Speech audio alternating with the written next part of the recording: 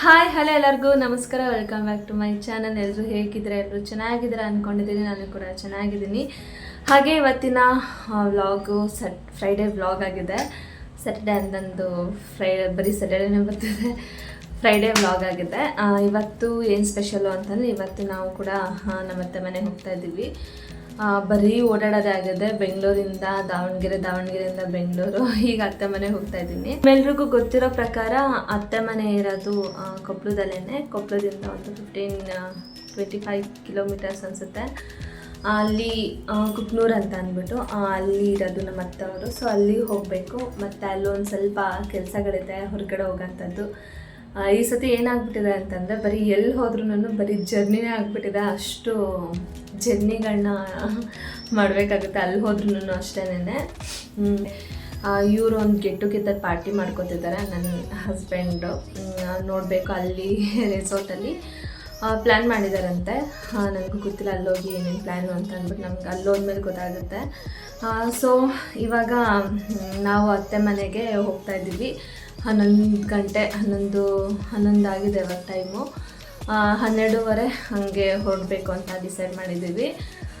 ಮೊನ್ನೆ ಟ್ಯೂಸ್ಡೇದು ನಾನು ವ್ಲಾಗ್ ಮಾಡೋಕ್ಕಾಗಿಲ್ಲ, ಯಾಕೆಂದರೆ ಬೆಳಗ್ಗೆನೇ ಬಂದೆ. ಸೊ ಆ ನೈಟ್ ನಾನು ಏನು ಅಡುಗೆ ಮಾಡಿದ್ದೀನಿ, ನಿನ್ನೆದು ನೈಟ್ ಏನು ಅಡುಗೆ ಮಾಡಿದ್ದೀನಿ ಅದನ್ನಷ್ಟೇ ಕ್ಯಾಪ್ಚರ್ ಮಾಡಿದ್ದೀನಿ.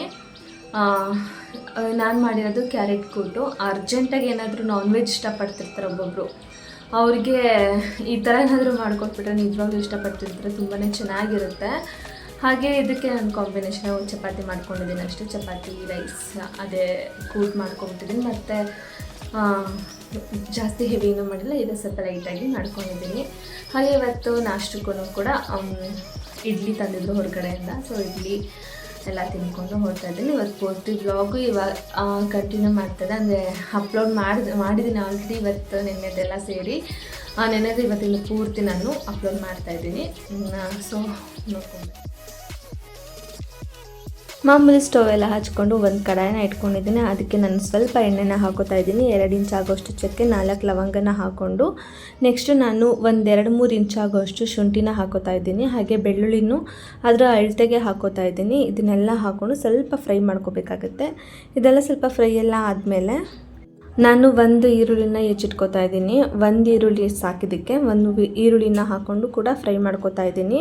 ಇದು ಪೂರ್ತಿಯಾಗಿ ಫ್ರೈ ಮಾಡಾದಮೇಲೆ 4 ಹಸಿಮೆಣ್ಸಿನ್ಕಾಯಿ, ಸ್ವಲ್ಪ ಕೊತ್ತಂಬರಿ ಸೊಪ್ಪನ್ನ ಇವಾಗ ಆ್ಯಡ್ ಮಾಡ್ಕೊಳ್ಳಿ ಎತ್ತಿಟ್ಕೋತಾ ಇದ್ದೀನಿ.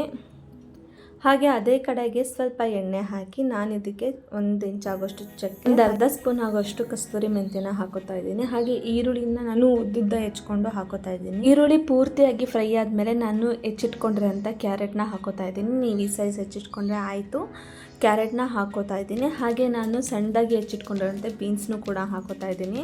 ಹಾಗೆ ನಾನು ಸಿಪ್ಪೆ ಎಲ್ಲ ಸುಲಿದಿಟ್ಟು ಕಟ್ ಮಾಡಿ ಇಟ್ಕೊಂಡಿದ್ದೆ ಆಲೂಗೆಡ್ಡೆನ, ಅದನ್ನು ಕೂಡ ಹಾಕ್ಕೊಂಡು ಸ್ವಲ್ಪ ಫ್ರೈ ಮಾಡಿ ಇದಕ್ಕೆ ಸ್ವಲ್ಪ 1/2 ಸ್ಪೂನ್ ಆಗೋಷ್ಟು ಅರಿಶಿನ ಹಾಕೋತಾ ಇದ್ದೀನಿ. ಹಾಗೆ ರುಚಿಗೆ ತಕ್ಕಷ್ಟು ಉಪ್ಪನ್ನ ಹಾಕೋತಾ ಇದ್ದೀನಿ. ಇದನ್ನು ಕಲಿಸ್ಕೋಬೇಕಾಗುತ್ತೆ. ಹಾಗೆ ನಾನು ಇದಕ್ಕೆ 1 ಸ್ಪೂನ್ ಆಗೋಷ್ಟು ಚಿಲ್ಲಿ ಪೌಡರು, ಹಾಗೆ 1 ಸ್ಪೂನ್ ಆಗೋಷ್ಟು ಧನಿಯಾ ಪೌಡ್ರನ್ನ ಹಾಕೋತಾ ಇದ್ದೀನಿ. 1 ಸ್ಪೂನ್ ಸಾಕಾಗುತ್ತೆ, ಯಾಕಂದರೆ ನಾವು ಹುರ್ಕೋಬೇಕಾದಾಗ 4 ಹಸಿಮೆಣ್ಸಿನ್ಕಾಯಿನ ಆ್ಯಡ್ ಮಾಡಿರೋದ್ರಿಂದ 1 ಸ್ಪೂನ್ ಆದರೆ ಸಾಕು. ಹಾಗೆ ನಾನು ಸಣ್ಣದಾಗಿ ಹೆಚ್ಚಿಟ್ಕೊಂಡಿರೋಂಥ 1 ಟೊಮೊಟೊ, ದೊಡ್ಡ ಸೈಜ್ ಟೊಮೊಟೊನ ಹಾಕ್ಕೊಂಡು ಈ ಥರ ಮಿಕ್ಸ್ ಮಾಡ್ಕೋತಾ ಇದ್ದೀನಿ.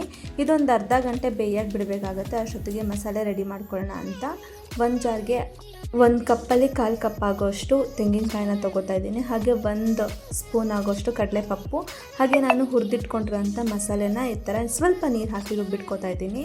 ಇದು ಬೆಂದಿದೆ, ಆಲ್ಮೋಸ್ಟ್ ಈ ಥರ ಬೇಯಬೇಕಾಗುತ್ತೆ. ಸೊ ಮೆತ್ತಗಾದರೆ ಸಾಕು. ಇವಾಗ ನಾನು ಇದಕ್ಕೆ ರುಬ್ಬಿಟ್ಕೊಂಡಿರೋಂಥ ಮಸಾಲೆನ ಆ್ಯಡ್ ಮಾಡ್ತಾಯಿದ್ದೀನಿ. ಇದು ಪೂರ್ತಿಯಾಗಿ ಕಲಸಿದ್ದೆಲ್ಲ ಆದಮೇಲೆ ನಿಮಗೆ ಎಷ್ಟು ಕ್ವಾಂಟಿಟಿ ಬೇಕೋ ಅಷ್ಟು ಕ್ವಾಂಟಿಟಿಗೆ ನೀರನ್ನ ಹಾಕ್ಕೊಳ್ಳಿ. ನನಗೆ ಇಷ್ಟೇ ಸಾಕು. ನನಗೆ ಗ್ರೇವಿ ಟೈಪ್ ಮಾಡ್ಕೋತಾ ಇದ್ದೀನಿ, ಅದಕ್ಕೆ ಎಷ್ಟು ಸಾಕು. ಇನ್ ಕೇಸ್ ನಿಮಗೆ ಸಾಂಬಾರು ಟೈಪ್ ಏನಾದರೂ ಬೇಕು ಅಂದರೆ ಇನ್ನೂ ಸ್ವಲ್ಪ ಎಕ್ಸ್ಟ್ರಾ ನೀರನ್ನ ಆ್ಯಡ್ ಮಾಡ್ಕೊಳ್ಳಿ. ನನಗಿಷ್ಟು ಸಾಕು. ನಾನು ಇದಕ್ಕೆ ಸ್ವಲ್ಪ ರುಚಿಗೆ ತಕ್ಕಷ್ಟು ಉಪ್ಪನ್ನ ಹಾಕೋತಾ ಇದ್ದೀನಿ. ಆವಾಗಲೇ ಉಪ್ಪು ಹಾಕಿದ್ದು ಸ್ವಲ್ಪ ಕಡಿಮೆ ಅನ್ನಿಸ್ತು, ಅದಕ್ಕೋಸ್ಕರ ಇನ್ನೂ ಸ್ವಲ್ಪ ಸಾಲ್ಟ್ ಹಾಕ್ಕೊಂಡು ಇದನ್ನು ನೀಟಾಗಿ ಕ್ಲೋಸ್ ಮಾಡ್ತಾಯಿದ್ದೀನಿ. ನೋಡಿ ಇವಾಗಲೇ ಕುದಿ ಬಂದಿದೆ. ತುಂಬಾ ಚೆನ್ನಾಗಾಗುವಂಥ ಒಂದು ಒಳ್ಳೆ ರೆಸಿಪಿ, ಅಂದರೆ ಬೇಗ ಆಗುವಂಥದ್ದು. ಈ ಕುಕ್ಕರಲ್ಲಿ ತರಕಾರಿ ಕುಗ್ಸೋ ಹಂಗಿಲ್ಲ, ಏನಿಲ್ಲ.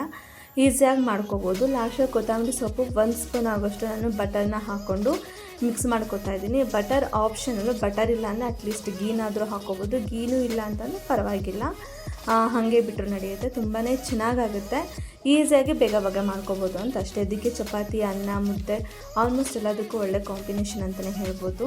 ಹಾಗೆ ನಾನು ನಾಳೆ ಹೋಗೋದಕ್ಕೆ ಎಲ್ಲ ಸ್ವಲ್ಪ ರೆಡಿ ಮಾಡ್ಕೋಬೇಕಾಗುತ್ತೆ. ಅಂದರೆ ಮನೆಯೆಲ್ಲ ಹಾಗೆ ಬಿಟ್ಟು ಹೋಗೋಕ್ಕಾಗೋದಿಲ್ಲ, ಎಲ್ಲ ಕ್ಲೀನ್ ಮಾಡಿಕೊಂಡು ಹೋಗಬೇಕಾಗುತ್ತೆ. ಎಲ್ಲ ಕ್ಲೀನ್ ಮಾಡಿಕೊಂಡು ಚಪಾತಿ ಮಾಡ್ಕೊಳ್ಳೋಣ ಅಂದ್ಕೊಂಡು ಈಗ ಚಪಾತಿ ಮಾಡ್ಕೋತಾ ಇದ್ದೀನಿ. ನೀವು ನೋಡ್ತಿರ್ಬೋದು ಎಷ್ಟು ಚೆನ್ನಾಗಿ ಬಂದಿದೆ. ಹಾಗೆ ಇವತ್ತು ಶುಕ್ರವಾರ ಪೂಜೆ ಆಗಿರೋದ್ರಿಂದ ಬೆಳಗ್ಗೆನೇ ಬೇಗ ಎದ್ದು ಪೂಜೆ ಸಾಮಾನೆಲ್ಲ ಬೆಳಗ್ಗೆ ದೇವ್ರಿಗೆ ಪೂಜೆ ಎಲ್ಲ ಮಾಡಿದ್ದಾಯಿತು. ಹಾಗೆ ನಾಷ್ಟಕ್ಕೆ ಇಡ್ಲಿ ಹಾಗೆ ವಡೆ ತಂದಿದ್ರು, ಅಂದರೆ ಮೆಣಸಿನ್ಕಾಯಿ ಬಜ್ಜಿ. ಅದನ್ನೇ ಕೂಡ ನಾಷ್ಟ ಎಲ್ಲ ಮಾಡಿಕೊಂಡು ನಾನು ವಿಡಿಯೋ ಒಂದು ಸ್ವಲ್ಪ ಮಾಡ್ಕೋಬೇಕಿತ್ತು. ವಿಡಿಯೋ ಎಲ್ಲ ಮಾಡಿಕೊಂಡು ಹೊರಟೆ ಅಲ್ಲಿಂದ. ಇವಾಗ ಆಲ್ರೆಡಿ ಬಸ್ಸಲ್ಲಿ ಕೂತಿದ್ದೀವಿ.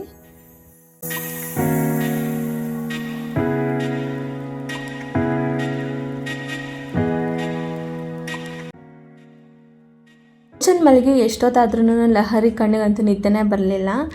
ನಾವಿನ್ನೂ ಇನ್ನೇನು ಹೊಸಪೇಟೆ ರೀಚ್ ಆಗ್ತಾ ಬರ್ತಿದ್ದೀವಿ. ಇನ್ನೂ ನಿದ್ದೆ ಮಾಡಿಲ್ಲ ಅವಳು.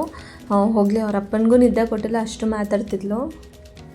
ಹಾಗೆ ನನಗೆ ಇದು ಇಷ್ಟವಾಗಿರೋ ಪ್ಲೇಸ್ ಅಂತಲೇ ಹೇಳ್ಬೋದು ಹೊಸಪೇಟೆ. ಅಲ್ಲಿರೋವಂಥ ಬೆಟ್ಟ ಗುಡ್ಡಗಳೆಲ್ಲ ನನಗೆ ತುಂಬಾ ಇಷ್ಟ ಆಗುತ್ತೆ.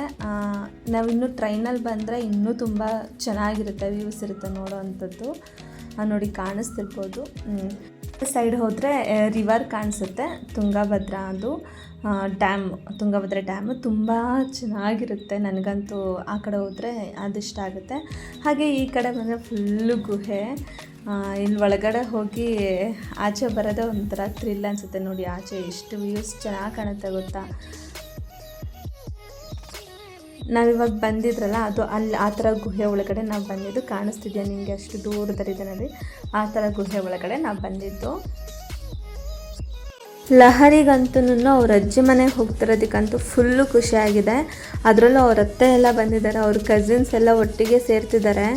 ಇನ್ನಷ್ಟು ಖುಷಿ ಆಗಿಬಿಟ್ಟಿದೆ ಅವಳಿಗೆ. ಯಾಕಂದರೆ ಅವಳು ಇಲ್ಲಿಂದನೇ ಹೇಳ್ಕೊಂಡು ಹೋಗ್ತಿದ್ಲು, ನಾವು ಹಂಗಿರಬೇಕು ಹಿಂಗಿರಬೇಕು, ನಾನು ಅವ್ರಿಗೆ ಇದನ್ನು ಕೊಡ್ತೀನಿ ಇವ್ರಿಗೆ ಇದನ್ನು ಕೊಡ್ತೀನಿ ಅಂತ ಅಂದ್ಬಿಟ್ಟು. ಇದೇ ನೋಡಿ ಹೊಸಪೇಟೆ ಬಸ್ ಸ್ಟ್ಯಾಂಡು. ಇನ್ನೂ ಹೊಸಪೇಟೆ ಬಿಟ್ಟು ಇನ್ನೊಂದು ಅವರು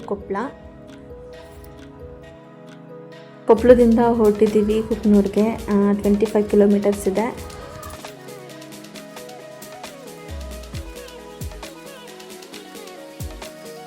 ಈಗ ಕುಕ್ನೂರಿಗೆ ರೀಚ್ ಆಗಿದ್ದೀವಿ. ಆಟೋದೆಲ್ಲ ಹೋಗ್ತಾ ಇದ್ದೀವಿ ಎಲ್ಲರೂ.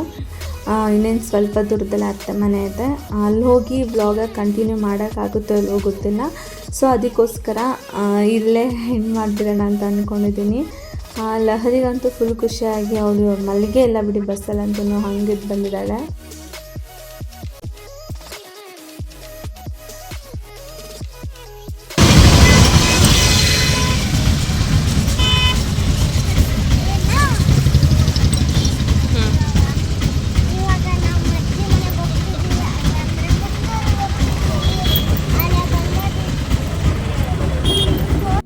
ನಾವು ರೀಚ್ ಆಗೋ ಅಷ್ಟೊತ್ತಿಗೆ ಒಂದು 8 ಗಂಟೆನೋ ಆಗಿಬಿಟ್ಟಿತ್ತು. ಹಾಗಾಗಿ ನನಗೆ ಅಲ್ಲೋಗಿ ವ್ಲಾಗ್ ಮಾಡೋಕ್ಕಾಗಿಲ್ಲ.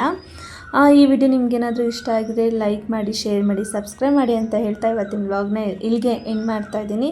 ಇನ್ನಷ್ಟು ವೀಡಿಯೋಗಳನ್ನ ನಾನು ನಿಮಗೋಸ್ಕರ ಅಪ್ಲೋಡ್ ಮಾಡ್ತಾ ಇರ್ತೀನಿ. ಹಾಗೆ ನಾನು ನಿಮ್ಮ ನಂದಿನಿ. ನನಗಿದೇ ಥರ ಸಪೋರ್ಟ್ ಮಾಡ್ತಾಯಿರಿ. Thank you so much. Love you all. Bye.